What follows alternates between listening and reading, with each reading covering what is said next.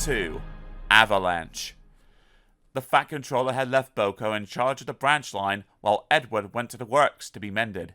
Edward needed to be fit before the summer visitors came. After a week, he was growing bored. But then a newcomer arrived. She was a wooden coach, and Edward thought there was something familiar about her. That evening, he heard a quiet, timid voice. "Excuse me," it said. "You're Edward, aren't you?" "That's right," he smiled. "Haven't I seen you somewhere before?" "Perhaps," replied the coach. "There were lots of us built for the Furnace Railway. That's your old line, so Thomas's driver says." "That's right," smiled Edward. "What's your name?" "Victoria," said the coach. "When I was too old to work, I was made into a summer house in an orchard. Now a kind gentleman with a top hat says I can be mended and work on the railway again." "That would be the Fat Controller," said Edward. "Did he say where you would work?"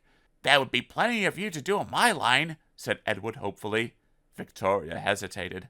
"I think the Fat Controller knew," she said, "but he didn't say." "Where did you work in the old days?" asked Edward. "My friend Helena and I worked on a branch line to a station called Lakeside," Victoria said. "There was a big lake with steamers on it. Wintermeyer was called. Albert was our engine. He was old, but very gentlemanly and polite."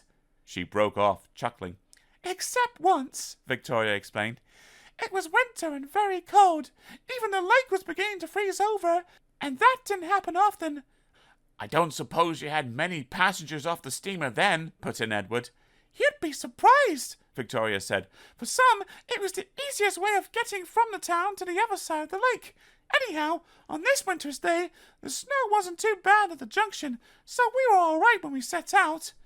As we got near the hills, the snow got thicker. We reached a place called Haverthwaite, where there were 2 tunnels, one at each end of the station. Albert didn't care about a bit of snow. Silly soft stuff, he called it."